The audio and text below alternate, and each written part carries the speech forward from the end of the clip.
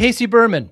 Really enjoyed my time with Casey. Casey went to law school. He will tell you for the wrong reason. Didn't want to go to medical school, didn't like blood, didn't want to do other careers. So he went to law school and he found himself in a job practicing, of course, in the software as a service, in this licensing. And it was great while it was great. And then things got in the way and burnout occurs. Burnout occurs a lot in lawyers. And we talk about that. And then he made a huge switch in a completely different industry, out of law. So he created a company that helps people just do that, leave law behind. So he helps lawyers and other professionals that want to get out of what they're doing and go to another area. He has an assessment. It's fascinating the way he sets it up, him and his partner. It's a very interesting concept.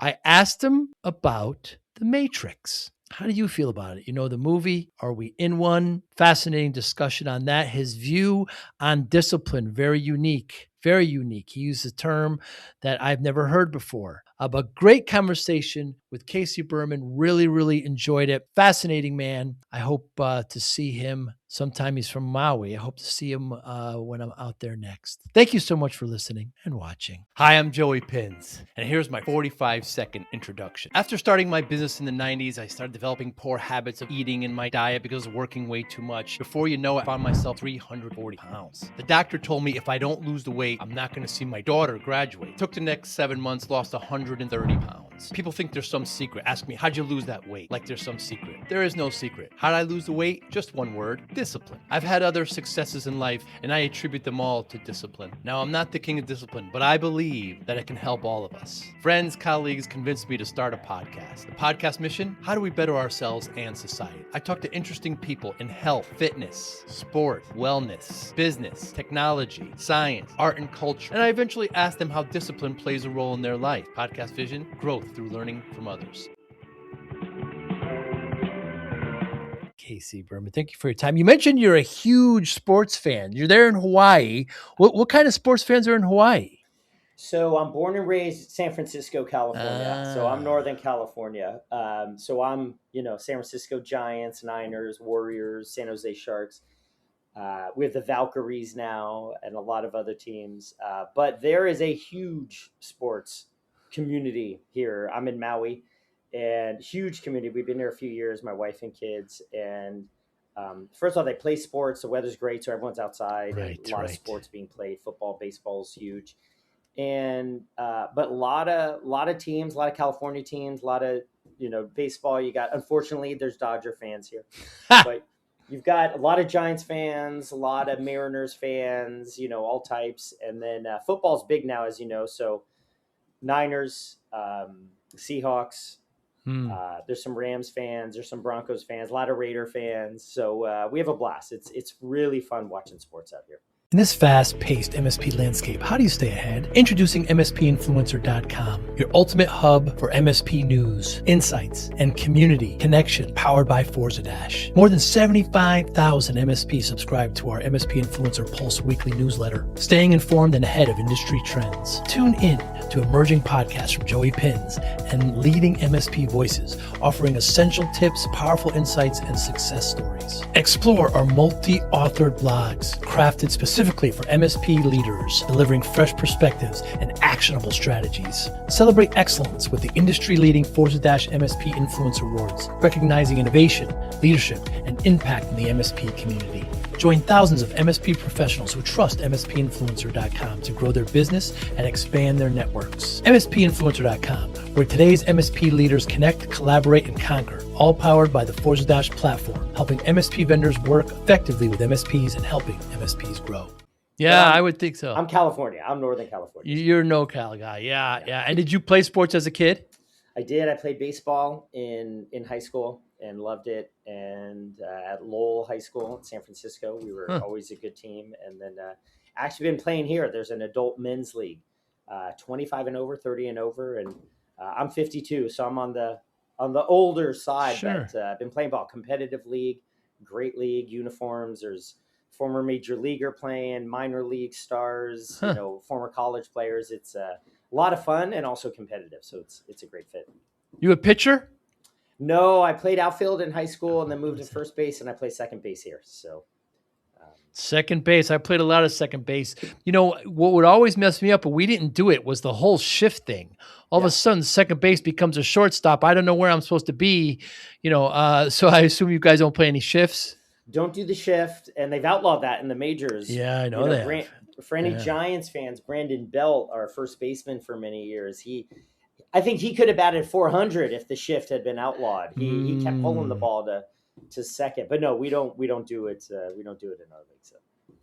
Yeah, it's a great sport, and unfortunately, the numbers are getting lower and lower because there's just so many different sports now. But I still love it, and I love the new changes, and I hope it thrives. That's for sure. And of course, you hate it because the Dodgers are the champions the last 2 years, but they beat my Yankees the year before, and of course this year they beat the Blue Jays. The Blue Jays had it, man. They did. It was a great series, wonderful series. It was wonderful series. Yeah.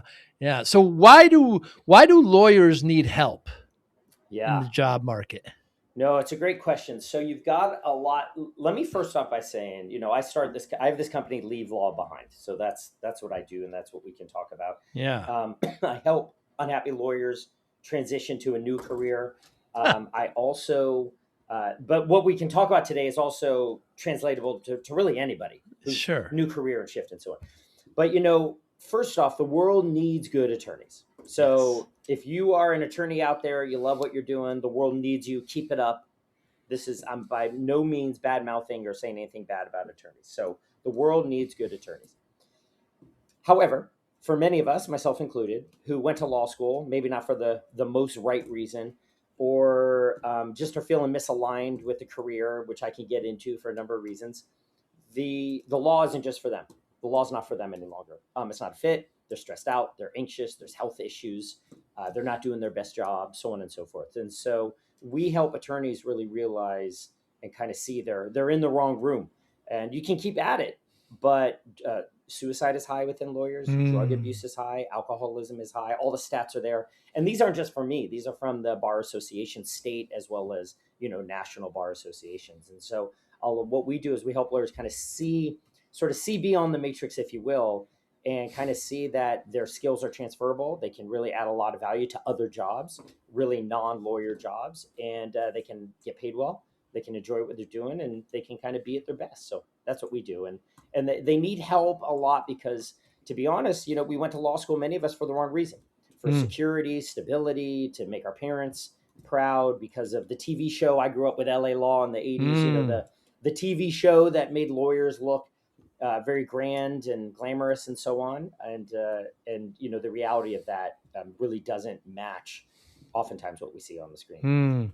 It's stressful. I know I have plenty of lawyer friends, and you got to get those 2,000 billable hours a year. And, that's maybe, or 1,800 or whatever it may be, whatever the firm is asking for. And it's a lot of time, and you've got to give some away, and it's very stressful. It's very time intensive. And, let me break down that 2,000 hours. So if you think about that, yes, for 50 weeks a year, right? 2 weeks vacation, 50 weeks a year. There's 52 weeks in a year. Well, 40 hours a week, 9 to 5, normal, right? 9 to 5, right? That's 40 hours a week times 50 weeks a year is 2,000 hours. Right. That's a 2-week vacation in December or summer or whatever. That's it. Right. Okay. So, but to bill 2,000 hours, right, you're working 60 hours a week. Right. 50 hours a week, 48 hours a week. Right. You're not working 40 hours a week and billing 40 hours a week. Let's be very clear on that. So that is where a lot of the stress comes in for lawyers working in firms. Now, we deal with lawyers in the government. We deal with lawyers who are contingency basis, but many, many lawyers have still the billable hour model, and they're working 48 hours a week, 52 hours a week, 63 hours a week. So that's the first part of it. Is it's not 40 hours a week. It's much more.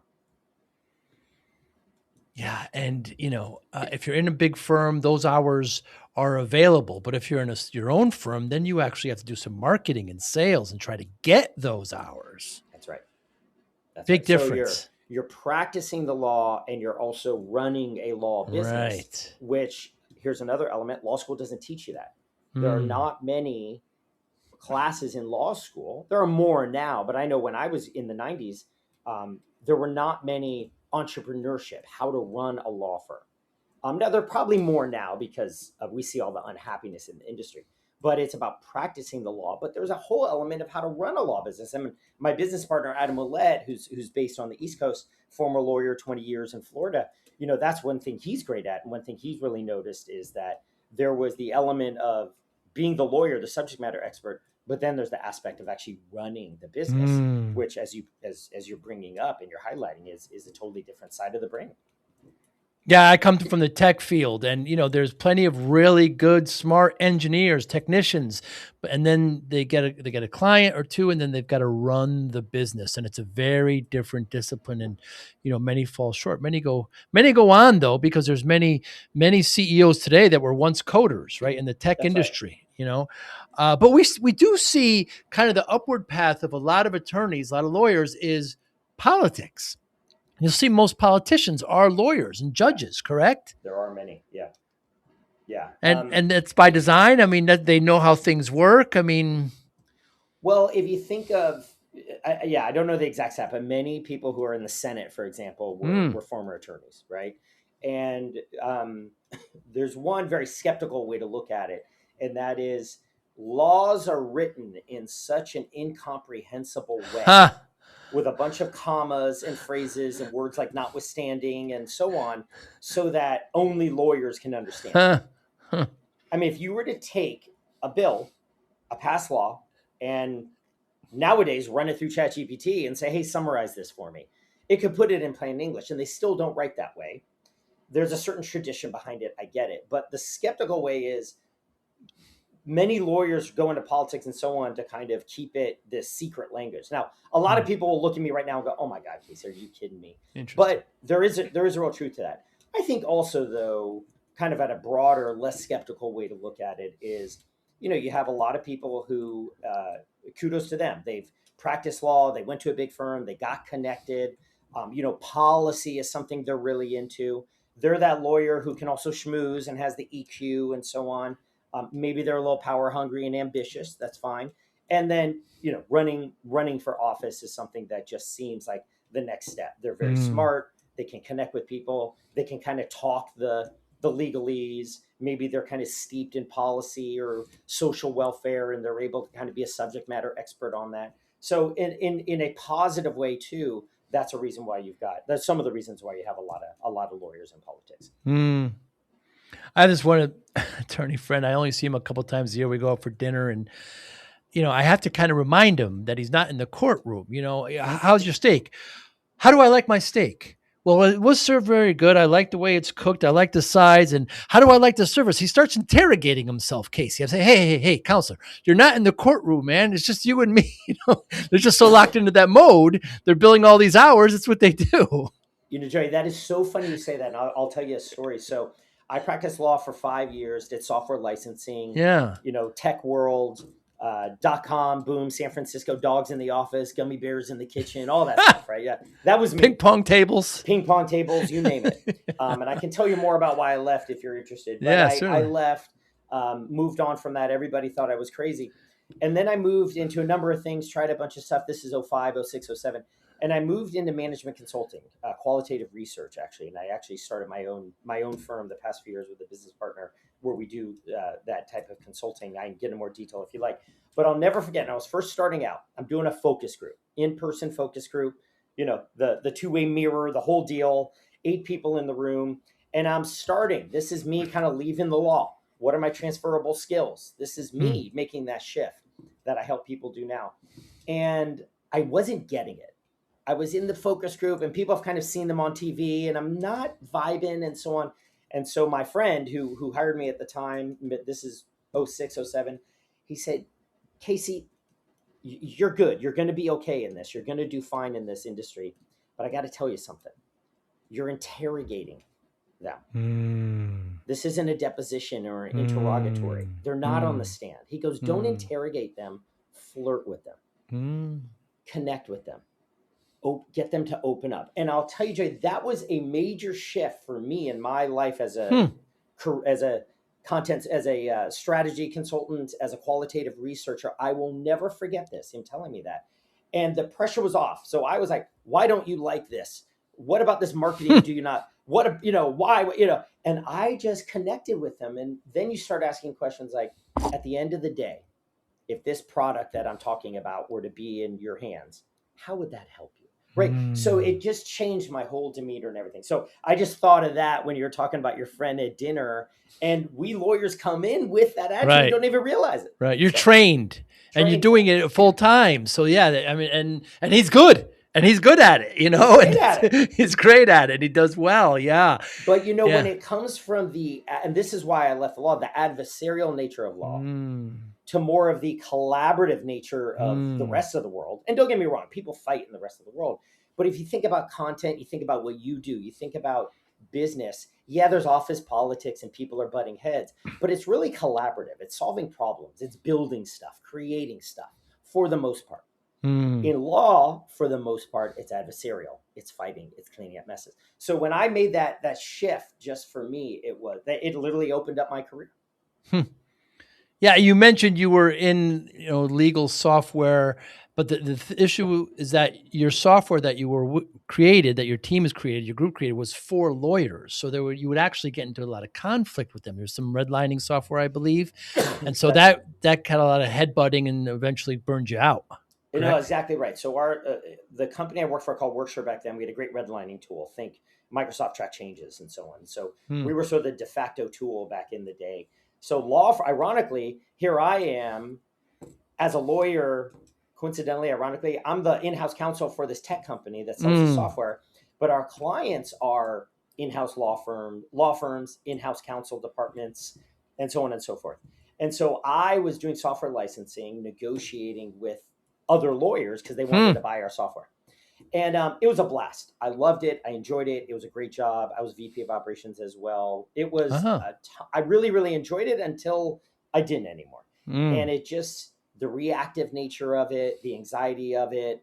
We had an office in England. I'd wake up in San Francisco and my phone was buzzing at 6 a.m. in the morning. And just the fighting and the adversarial nature of negotiating. So learned a lot. I've got some stories from there, but it really hit me. And I said, I could be a general counsel, go that path in Silicon Valley. Sounds great, right? It did sound great. And I'd have friends who did it. But, for me, back in 2005, after I got married, I said, I don't want to do it. Everyone thought I was crazy and I'm throwing away a whole career, but it just wasn't for me. I think you said there was two main points that kind of put you over the edge. One of the sales rep got like a 6-figure commission check and gave you an iPod or something. And then you did ask your boss if you could move roles and he insisted that you stay there. Those two things kind of pushed you over, correct? Yeah. I'll tell those stories real quickly. So I would negotiate, again, licensing deals, and the end of the quarter, the end of the year was very big. I was working with salespeople. They want to get their commission in, right? And so we're a private company, but still we worked on the quarterly basis. And so I loved it. It was a lot of fun. It was intense, but I was working with the salespeople. It was a great role. But what happened once, we closed a very big deal. I did a ton of work on it. And our head salesperson, our general manager, he got a 6-figure commission. Not salary, but commission. Right. All the power to him. I mean, he earned it. It was his deal. Big deal. Well, he got me, a $60 iPod. And back in the day, it was probably a little more then. Remember the dial and the 3 buttons? The old very ones? Cool. That was very cool back then. I have it somewhere. And he engraved it on the back, which was very sweet. To Casey, thanks so much. It was very sweet.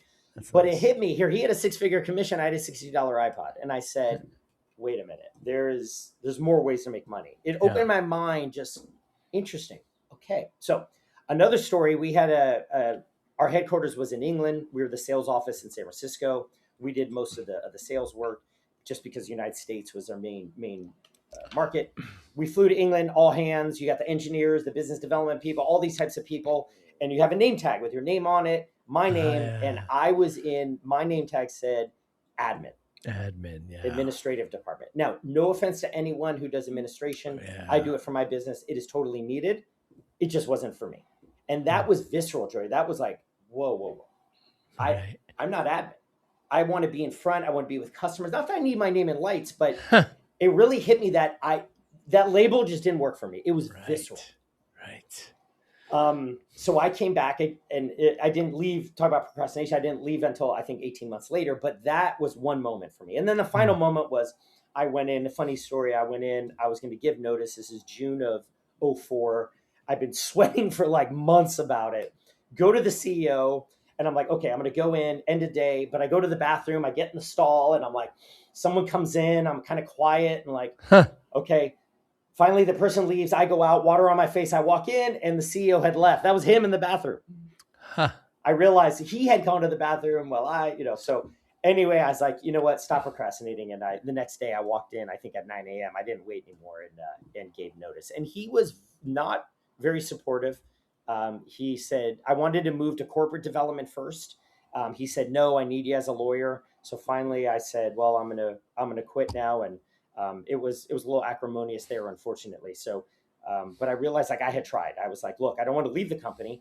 I'm going to move into another department. I'll do law and that, but I wanted to get into corporate development. I wanted to be on the front line, and he said no. So that was the time for me to leave. But those are three stories from my time there. Again, really enjoyed the time, but those are three very kind of threshold moments for me that said, this thing practicing law, even though I have a cush in-house counsel job, it just wasn't for me. But I believe you did something that you practice not to do for others, is that don't start anything until you have enough cushion, don't quit. I mean, but you just said, I'm going to start did you knew you were going to start something at that point? Did you already put the time in? No, I did what I advise people not to do. That's my point. Which is I didn't burn any bridges. And this is why I advise them not to do it. But I leaped. The positive way of saying, I guess, to give myself a little credit is this was a magnet. My mother, who was very nervous, my mom and dad were nervous for me, but she came into my condo and put a little magnet on my fridge that said, leap and the net will appear. It was very, thank you, Mom.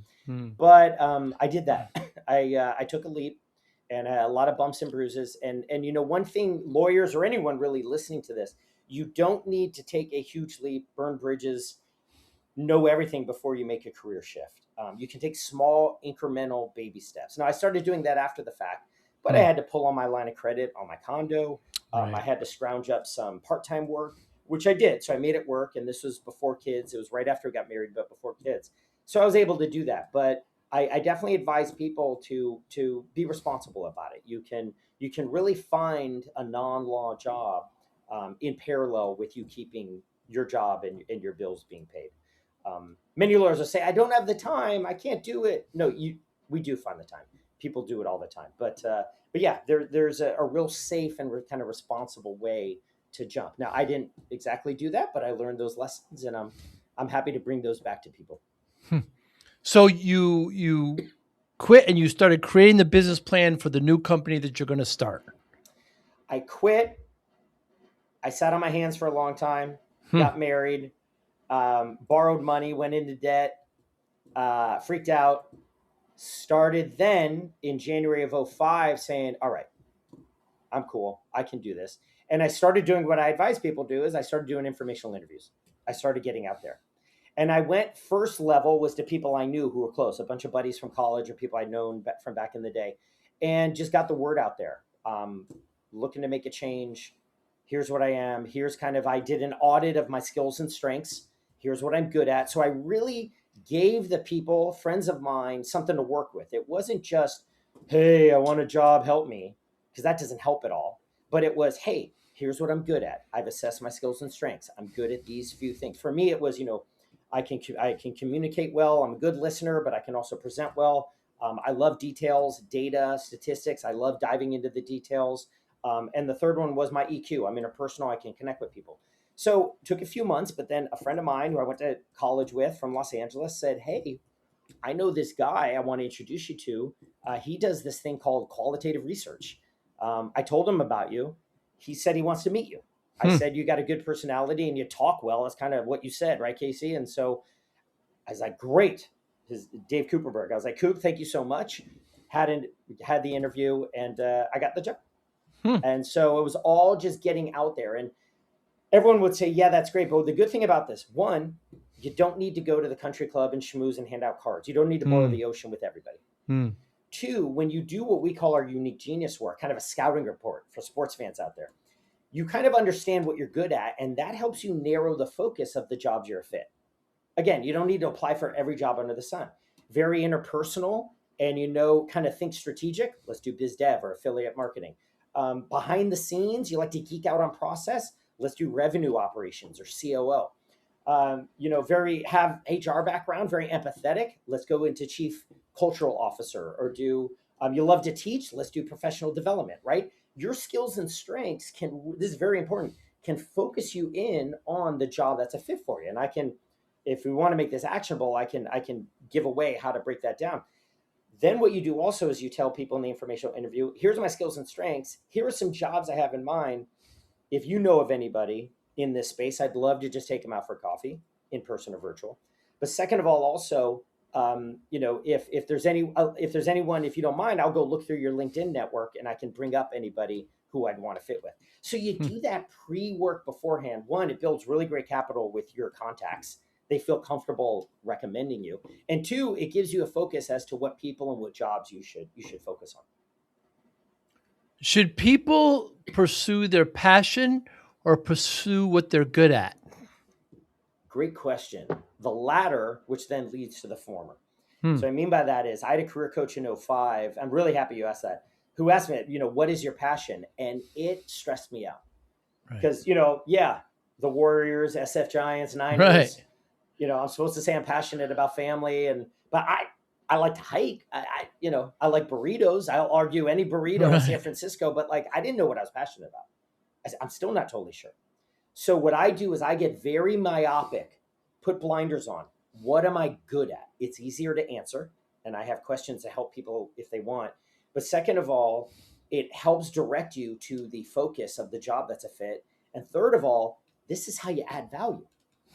When you are doing something you're good at and the job needs it, remember, a job description is just a call for help. Well, if that job description's requirements match your skills and strengths, what you're good at, you add value, which is just a great thing to do.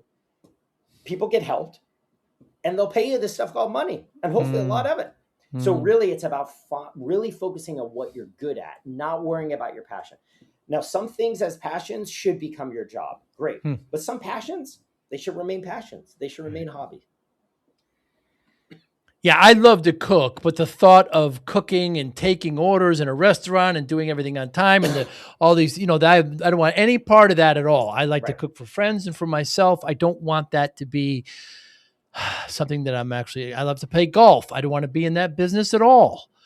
I don't want to be in that business at all, but it is my passion. So I guess I always hear these keynotes or graduation, find your passion. I always think, well, sure, do your passion as a hobby, but find out what you're good at and what can actually make income. Correct? That's it, and it's actually find out what you're good at and add value, because that's where the income comes. The income is after that. But Joey, for you, if we do a quick analysis on you, what are you good at? Well, and I'd have to do a bit more deeply, but just based on this, right? Very thoughtful. I've read your instructions and your website, very detail oriented, great EQ, extremely interpersonal, right? I would assume. I think you're probably a great teacher. Maybe don't have this, but I think if you had to, you're a really good teacher, kind of break down details. I think you can probably see a few steps ahead. Handsome, funny, of course, funny, but strategic, visionary, right? Yeah. Right. But funny. You can probably tell a really good story. All right. So let's just take those 6 or 7 traits, right? Well, there's a lot of jobs out there that would call for those. Yeah. Strategic, visionary, storytelling. There are jobs, chief storyteller. Those are real jobs. So we would take those traits that we just listed out and probably plenty more, and then find the job that's calling for it, whether that might be a chief operating officer, whether that might be, VP of strategy. It could be VP of content. It could be a behind the scenes research and analysis role, but that's the steps that you take. And how do you assess what people are good at? All right.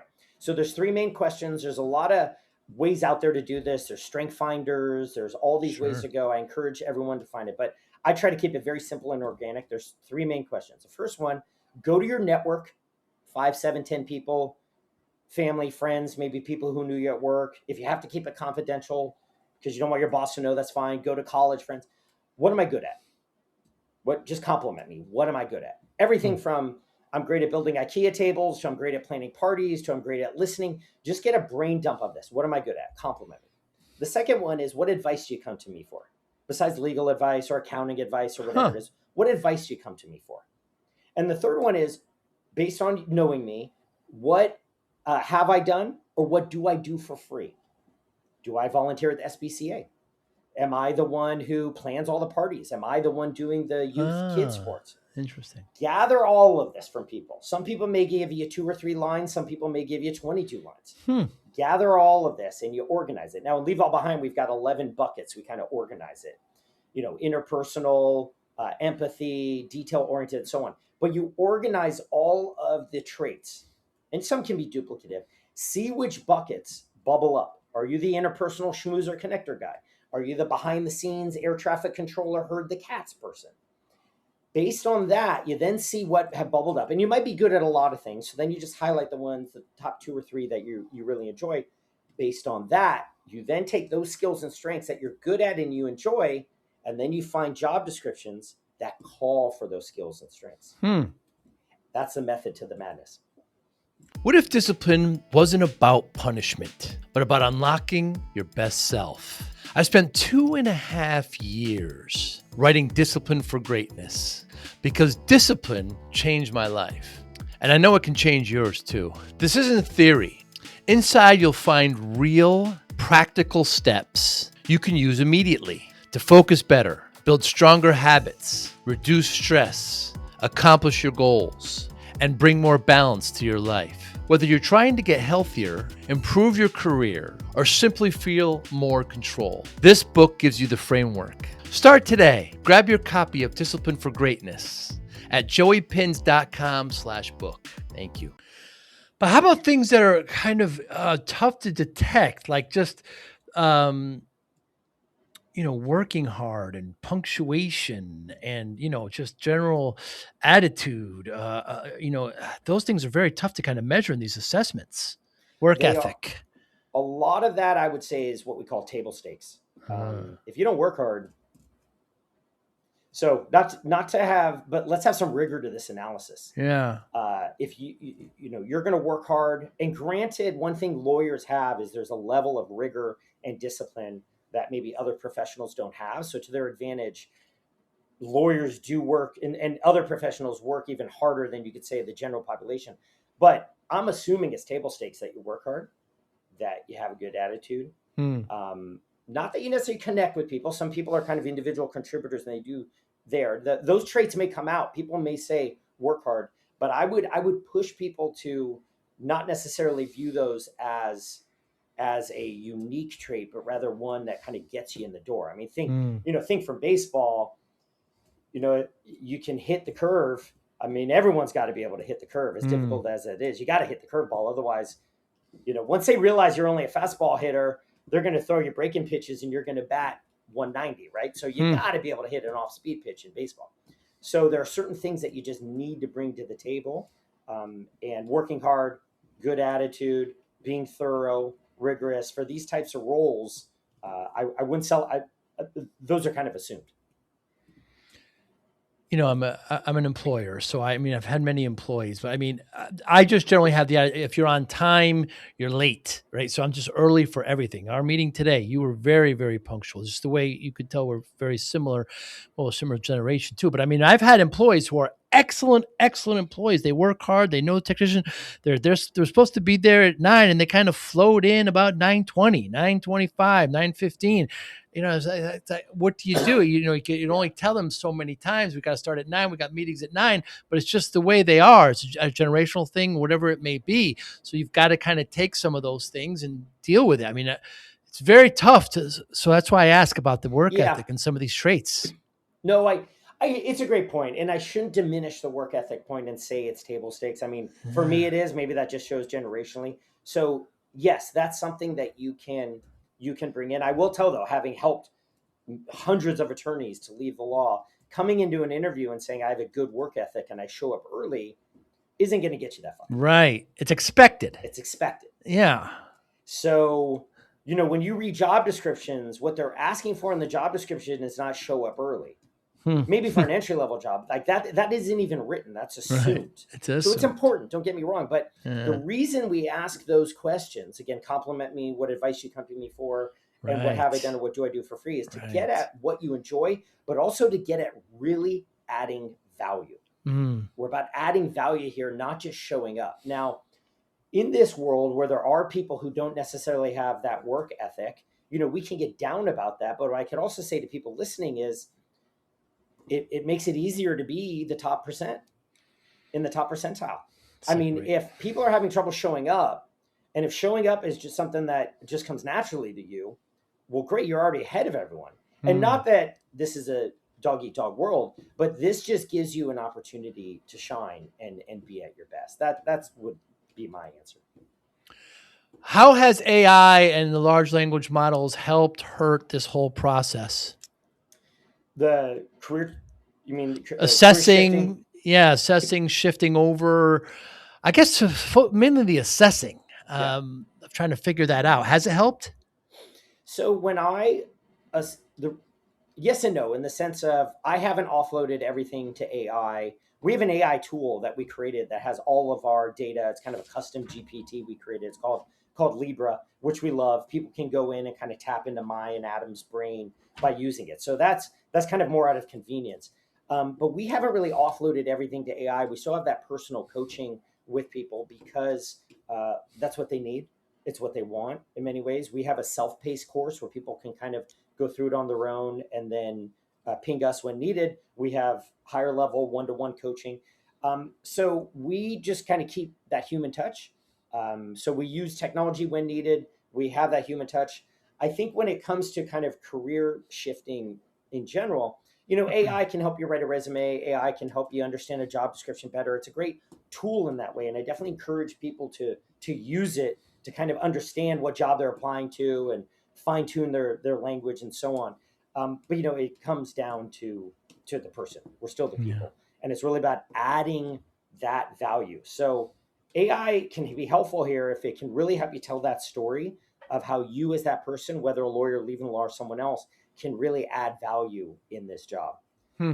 For me, where AI is going, just like the internet from 15, 20 years ago, where Yeah, we had dot no com. idea what a social media manager was, Right. and back in the day, nowadays there's all these new jobs that are coming up, Hmm. AI related, that is extremely exciting. That I know a lot of lawyers with all of their wealth of skills can be a great fit for. So that's exciting for me. So that's the assessment. So where to put them and what these new jobs are going to involve. That's another area where the LLMs are going to help as well. It can, yes. They'll help with kind of sussing out, hey, I've got an Yeah. idea of the jobs that I'm after. What other job titles are there? Tell me more about this job. Yeah, it's what would take, a few hours of research sifting through job descriptions now can be a bit more accurate and can take minutes. So in that sense, it's a great accelerator. What it hasn't done is change the process though. Mm. That process and that structure, that container, those guardrails, however you want to think about it, is still the same. Hmm. And people are going to have fears about leaving the law or Mm. leaving their job.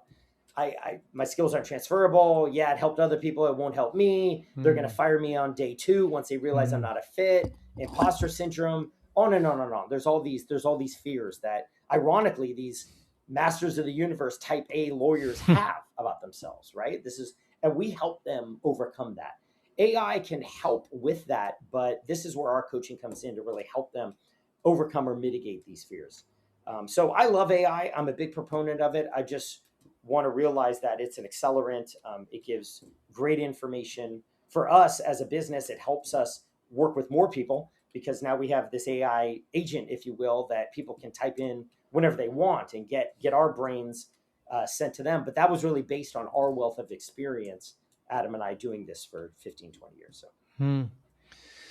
Yeah. So somebody comes to you, Casey, and says, "I'm sick of law, or I'm sick of whatever I'm doing. How can I pivot? There's all these things I'm scared of. Like you said, all this imposter syndrome. Your first step is go through this assessment, and then what?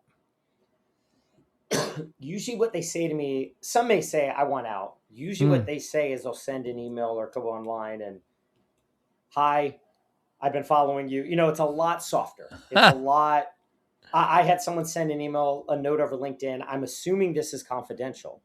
And then, so there's boy. this fear.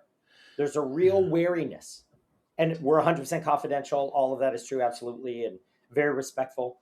But the first outreach we have for them is, hey, I've been following you for a while. I've been reading what you're writing. Um, it's a toe. It's a nail. It's a toenail in the water. Right. Starts that way. And then what we'll do is I'll usually have a conversation with them. And it's really about just letting them tell, even vent, like on a scale of 1 to 10, how miserable are you? What is it you're not a fit? I mean, we really have a very empathetic, warm conversation. And oftentimes I'll just sort of lead them along, asking them questions. If they're having a bad day or a bad week or a bad month, they shouldn't leave the law. Stay. You love the law. It's a bad partner. Maybe it's a bad firm. Maybe try another area of practice, even though we know for the most part, people do this. I'll go to a big firm. I'll go to a small firm. I'll go to government. I'll go different practice of law. Usually they try all of these over years and nothing works. But if they do love the law and they're just having a bad day, I don't want them to leave the law. Please stay, be a lawyer. The world needs you as a lawyer. But usually in these conversations, we can suss out, you're pretty miserable and this isn't for you. And you went to law school for the wrong reason, which like I did. So what we do then is we have them come to the point where it's not me telling them, it's them telling themselves. And then what we do is, okay, let's start working together. The first step, it's really overcome or mitigate your fears, understand your unique genius, the value that you have. And the third step then is just getting out there and networking and doing informational interviews in a very directed way. Joey, I want this conversation to be as actionable as possible. So I'm giving it all away. Those are the 3 steps of leaving the law or really moving on a career. And I can break those down if you want, but that's kind of the process we take them through. And what's the difference between what you do in like a headhunting or staffing firm? So a staffing firm, for the most part, who do great work, but a staffing firm for the most part, they get paid when they place people. That's their business model. And for the most part, they are placing people who do job A into job A at another company. It's the same job or something similar. Maybe they're moving up a little, VP of operations to COO or something like that. But it's similar. What we're doing is, and many recruiters or job placements won't work with Leave Law Behind members because they don't get it. How can a lawyer who did transactional law move into being a chief operating officer? Right. They don't see dollar signs for themselves. They don't get it, which is understandable. I'm not berating them. That's their business. What we do is we help people move from job A lawyer, to job B. Transferable skills, very similar, same thread, but total career shift. So that's the difference. And it's harder for us to do, but it's more meaningful. We're helping unhappy people get out. But that's the difference. That's why a lot of recruiters won't come to Leave Law Behind, because they don't see the fit. And it takes a different process because you need to tell a different story. Same skills, same background, same person, but we need to show them how their skills as an attorney, putting out fires, upselling, speaking well, storytelling, are in job A, being a lawyer, are transferable to job B. Takes a few steps. But I love doing it. So. Yeah, it's a great approach. And some people don't like their jobs. Most people don't. And to be able to make that switch is an interesting transfer. Casey, why and what are we doing in the Matrix right now? I love it. You know, they say the Matrix movies, particularly the first one, it's not a movie, it's a documentary, right? And I love it that you brought up. So I don't want to get too woo-woo or anything, but I am a big believer in recognizing I have an identity in this Matrix reality, simulation, world, Earth, however you think about it. The Truman Show was another great movie that we can reference.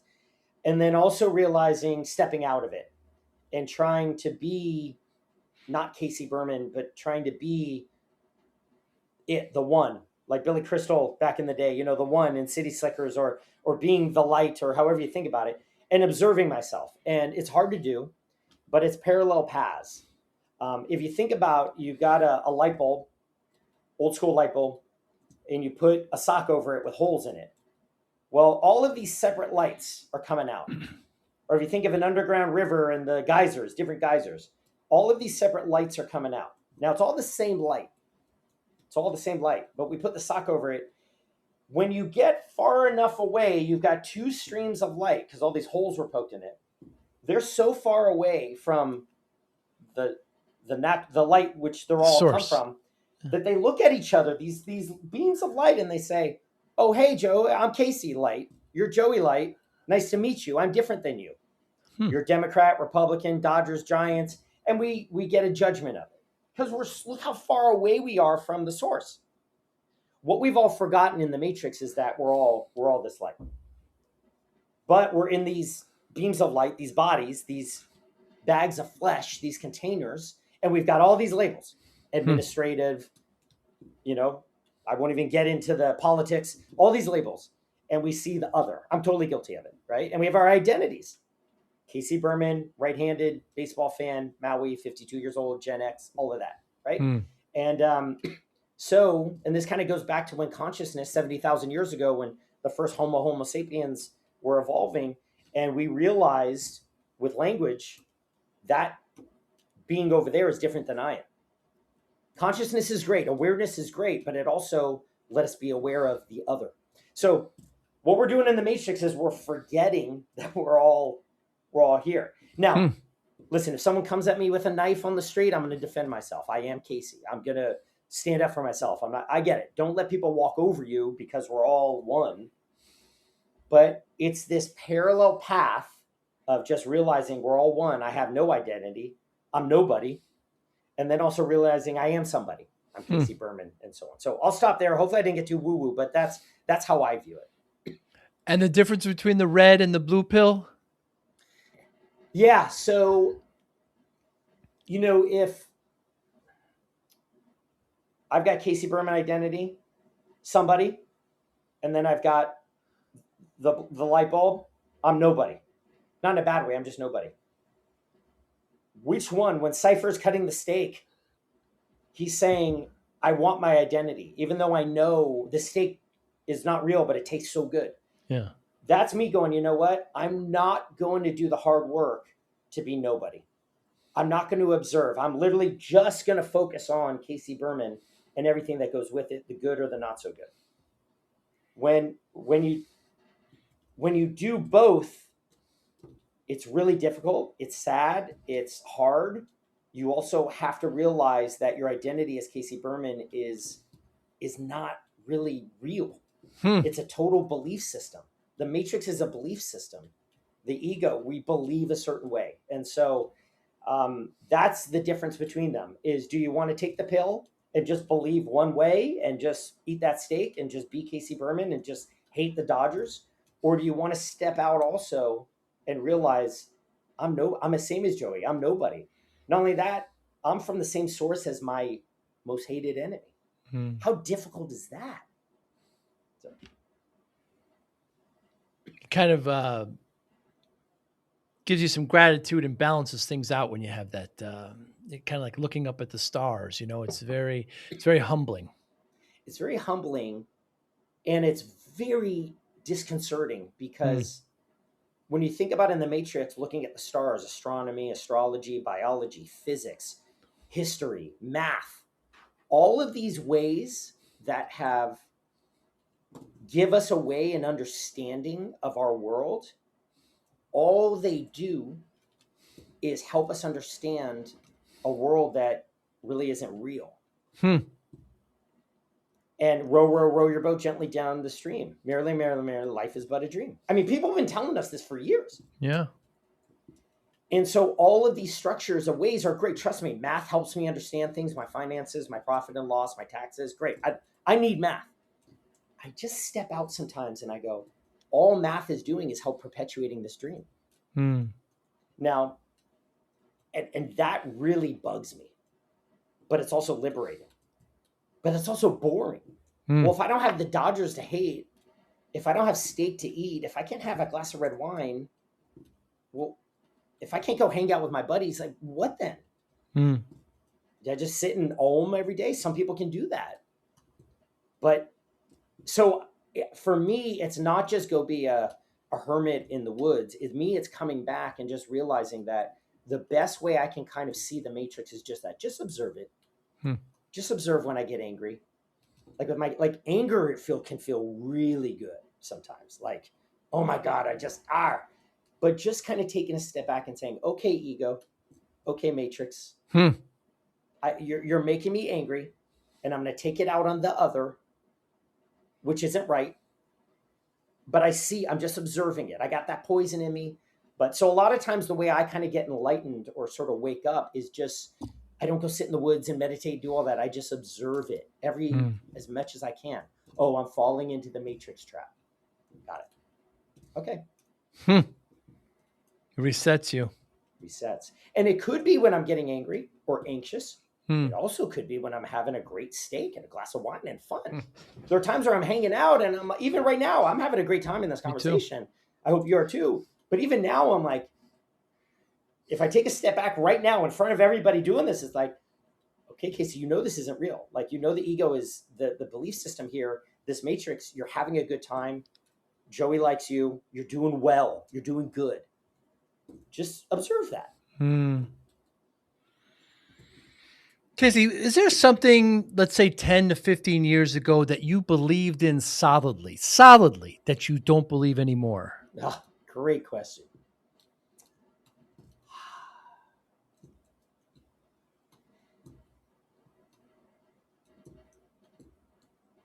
So 2015, 2016. 2015, my daughter is, so let me go back to 2007. My daughter's born, postpartum depression in my wife. Daughter's very colicky, a lot of issues afterwards. Yeah. And I had an opportunity. There was something called irritable dad syndrome. It's a real thing. There was a book. And I remember in 2007, 2008, 2009, 10 saying, okay, I got a choice here.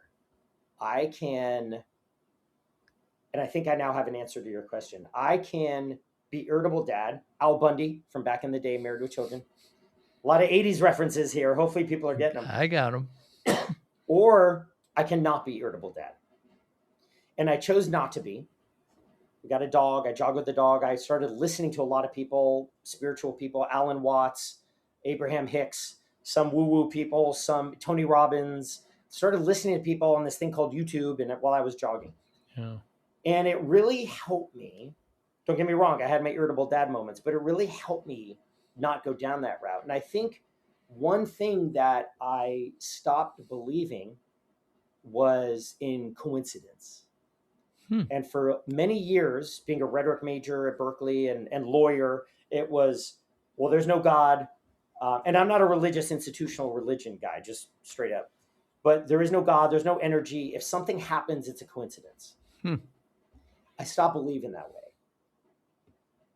Because as I realized The Matrix was more of a documentary, I think what I really stopped believing was the randomness of this all. And I started finding meaning in the world, but a lot of that meaning was my own accountability, where my perspective on this world depends on how I view it. As Jordan Peterson says, every right has a responsibility to it. We don't just get you have a right to eat a bunch of food, anything you want, but then you have a responsibility to stay in shape. Otherwise you're going to get diabetes or whatever, right? So every right has a responsibility. And so I sort of took on that ownership, that accountability, that responsibility. And I learned it just from listening to these very wise people, Buddha, Jesus, the Kabbalah, across all religions talked about this.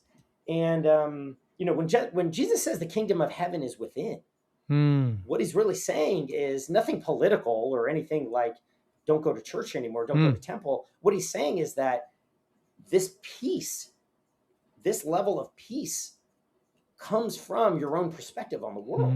And that's my take on it. And so that is, I said, the world isn't random. It's not just coincidence. I'm not just a victim of the world. And not that I'm going to control the world, but it's my perspective on it. And that's my responsibility. I need to be accountable for that. So I don't know if that made sense. I kind of rambled a little there, but hopefully you get it. Yeah. Is there a question, Casey, you wish more people asked you?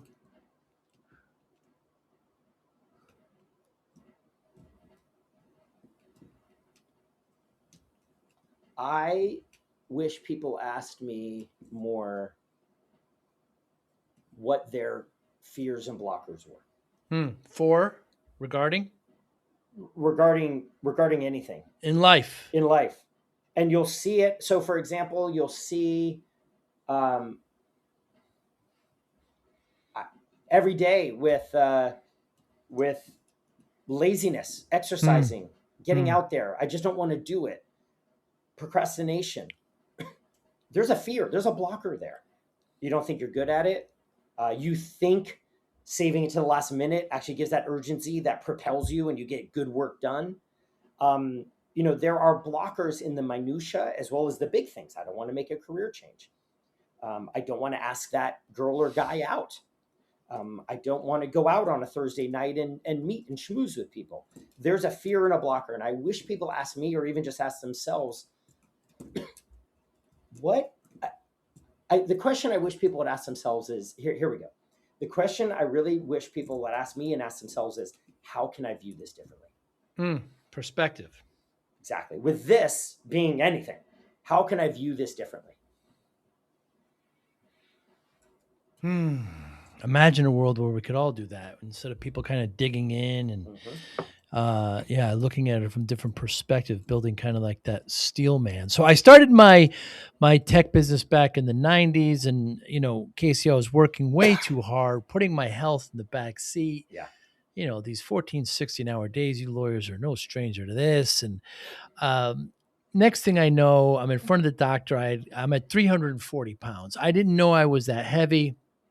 And I'm disgusted with myself. I knew I'd gotten big, but I didn't think I was that big. You mentioned before, you have to have responsibility with these decisions. And so she says to me, if you don't lose this weight, you're not going to see your daughter graduate. So my daughter was just born, my oldest, and she knew how to hit me, the doctor. So, I'm upset with myself, and I wasn't motivated. I was upset. And so I spent the next 6-7 months, lost about 130 pounds, kept it off. These are lifelong changes. And when I tell people this, they always say, what's your secret, what you do? And I say, there's no secret, just discipline, right? And I mean, focus, willpower, routine, all what I feel is under the discipline spectrum. How does discipline play a role in your life, Casey Berman? I'm happy you brought up discipline, and not to just talk about health issues, but I'm in really good shape. Yeah. I have diabetes in my family. And so I had years ago, the doctor noticed elevated blood sugar levels. I didn't look at it. I don't want to go to the doctor. My wife kept hammering me on it. And so just a year and a half ago, saw that I had a 6.4 A1C. Whoa. So diabetes is 6.5. Yeah. Official. So I'm pre-diabetes. And so, and I get the glucose monitor. I was up in the 130s, 140s for people who follow their blood. They know that that's high. And so I just had to shift. I can't eat bread. And I'm raised on San Francisco sourdough bread. Yeah. No bread, no sugar, or very little, which means, and when you say sugar, it's not just gummy bears. I mean, it's beer, it's bread, it's tofu. I mean, there are carbs in all of this. Look, the next time you find a very healthy organic chip, everyone, look at the carbs. It'll be like 29 grams of carbohydrates. So I have, just the past year and a half, I've had to make that shift. And I definitely cheat here and there. You have a cookie over the holidays and so on. But I used to have a chocolate chip cookie, which is my favorite, 2 or 3 times a week. I just don't do that anymore. So similar to you, it's that discipline of, if I don't do this, I'm going to die. I'm going to have to take pharmaceutical meds. I take supplements now. I'm going to take pharmaceutical meds. I'm going to get even worse. You're going to have your leg amputated, whatever it is. Also, just from a health standpoint, when I eat more carbs, I feel bloated.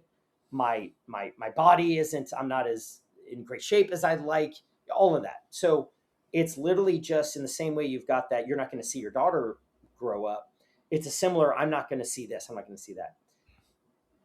So that's me kind of disciplined in that one example. And it's just continuing to do what you need to do, even when you don't want to do it. That's the thing. And I think what really separates people who are successful, yes, talent, big ideas and all of that, but it's going to do things when you don't want to do it. Yeah. It's doing the prep for the taxes in January or December or November, not end of March. It's doing the workout when you, and granted, you're going to skip a workout. You're going to skip that, fine. Just don't skip too many. What I see with Leave Law Behind members, Joey, is that you talk about lawyers, they are some of the most disciplined people you can find. Working hard, grinding, doing the hard work, et cetera, et cetera. Here's the real aha moment, though, for unhappy lawyers or people unhappy in their job. They're doing all this discipline. They're in the wrong room. They're in the wrong place. And so they can grind and be as disciplined as they want. The discipline they need is to take a step back and say, I am so unhappy. I am not in alignment with who I am. I'm gaining weight. I'm drinking a lot. My wife hasn't talked to me.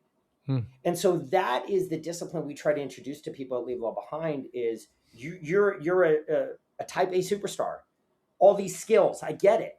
The discipline I need you to do is to be honest with yourself. And to the question we ask, say, how can I view this differently? How can I view that my skills are transferable? So I get out of this room that's torturing me, a lawyer, and go to another room. What motivates you, Casey?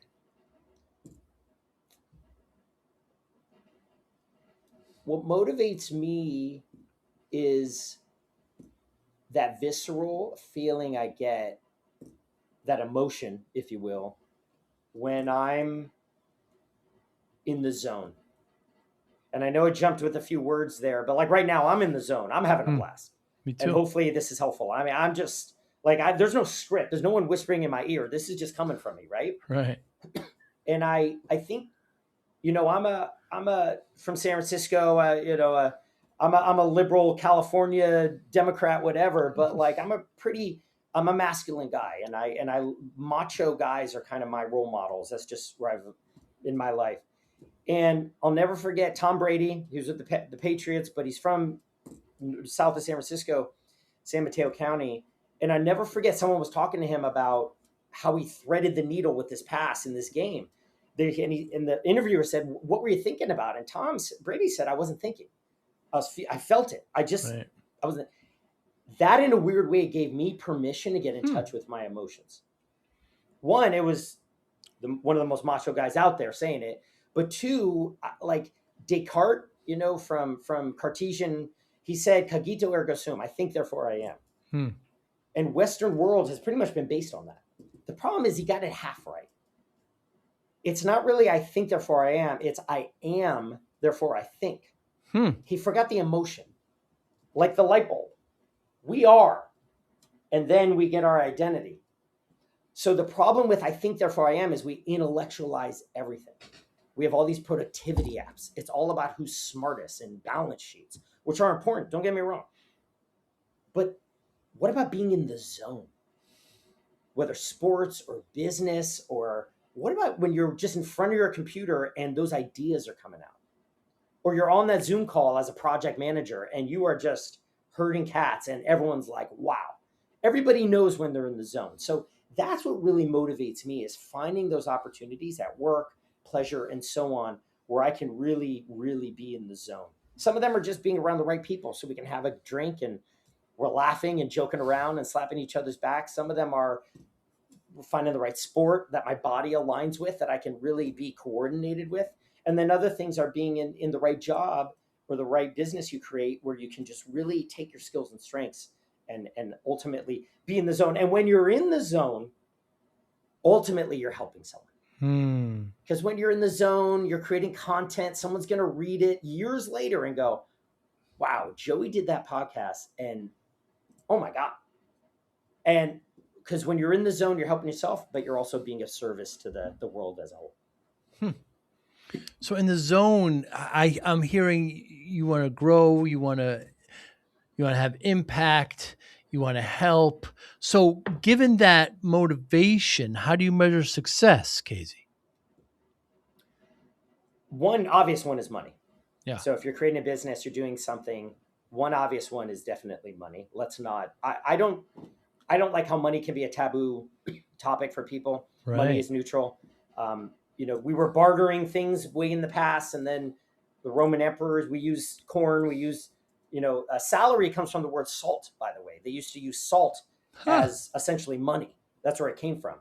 And then we had the Roman coins and so on. So, money is just a representation of value. That's all it is. So it's neutral, because if I've got bananas, you've got apples, and we want bananas and apples, we have a deal. If you don't need my bananas, we got no deal. But with money, we can exchange. So definitely money. I think also, I judge success by how I feel about it. And, I learned someone was writing about marketing, and he made a point. I just learned this just recently, which was realize that when you create content, or you go out there, or you do a LinkedIn post, or whatever it is, realize that that is going to be read by someone. Someone's going to consume that. So understand that you're going to have an impact. You may not know, and it may only be one person, but you're going to have an impact with your marketing. And if all you're doing is trying to sell with that, well, that's what's going to come across. So another thing for success for me is there's a lot of stuff I'm just not seeing, but I know it's doing it. And I know it's doing it because I'm getting emails from people, not every day, but I get them saying, hey, Casey, I read this article you wrote. Thank you. Now, if one person writes that once a month, I know it's impacting other people. I'm sure your podcast has helped tons of people, whether they tell you or not. So success for me is kind of in the visible, that tangible, that money, people we've helped leave, all of that. It's in kind of the visceral for me, how I feel in the zone. And then it's also in the invisible. I just have to have faith that the little work I'm doing is impacting people and being a service. I do want to add one thing. I am not here to save the world. The road to hell, we all know what it's paved with. I am not here to save the world. I am here, though, to kind of help people, primarily with blockers or boogeymen or these fears, to kind of be their ideal self and to kind of wake up, as we talked about, that this is a matrix. I am here to bring awareness to that, but not here to save the world. Really succinct, Casey. Is there anything in the last 30 days or so that you changed your mind on?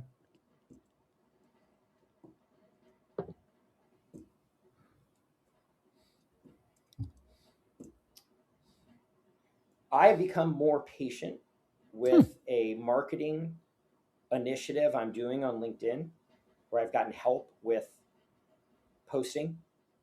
And I've changed my mind in the sense that I wanted this to show immediate results. And if it didn't, I would, I don't know about this. And I changed my mind that I was going to let go and stop kind of trying to control it, and trying, at least right now, to have this definite success metrics. I definitely need to measure it and make sure it works, because if you're spending money on something and it's not bringing in money, that doesn't work in our P&L world. I get it. But I changed my mind to be more patient and to kind of let it flow more and just kind of embrace the unknown about it. It's important that we change our mind on things. Yeah. 100%. It's a great question. There also was a family thing, which was like 45 days, where some resistance, I won't get into the details, but resistance with my son about school and so on, that we had been butting heads about, my wife and I, with him, and it had been going on for a while. And then I changed my mind as to what I thought his drivers were. And it wasn't him being some selfish little punk, even though he has been, but a teenage little, it was more of me seeing the fears he had and seeing what he wants to accomplish, and kind of seeing his goals, which were unorthodox, kind of like going to college early as a junior in high school, which my daughter did, and seeing that he wants to do things differently. And instead of seeing him as being obstinate, I changed my mind on it. In the personal. Want to show your love for discipline, inspiration, and the Joey Pinz podcast? Now's your chance. Introducing the brand new Joey Pinz merch store, where style meets discipline. Choose from premium apparel, cozy hoodies, stylish hats, durable bags, and your new favorite coffee mug, all featuring the iconic Joey Pinz logo. Perfect for podcast fans, discipline enthusiasts, or as unique gifts for friends and family. Every purchase supports the Joey Pinz Conversations podcast, helping us continue to inspire greatness and promote positive change. Visit joeypins.com/store today and wear your discipline proudly. Joey Pinz merch. Wear it, share it, and live it. It's difficult as a parent sometimes because you want your best for your children, and when they have these ideas at such a young age, you don't know. Yeah, so kudos to you to opening your perspective on that. That's a great Casey, question. it takes a remarkable person to not only make this, make a major shift in their life and then decide not only to do it for themselves, but decide to help others to do it. That's the trait of a remarkable person. So, I mean, that's what you've done. And it's really cool. And I applaud you on that. I thank you so much for your time today. Anybody watching or listening, how can they get in touch with you? Well, thank you. I'm honored to be here. I'm flattered to be here. So this was my pleasure. Thank you for having me. I love your conversations. I've listened to so much. So anyway, just thank you for having me. I'm so ecstatic to be here.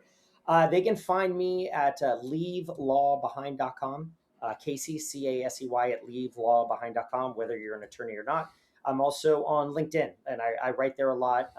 Casey Berman SF, San Francisco. Casey Berman SF is my handle at LinkedIn. Find me there, DM me, send me an email.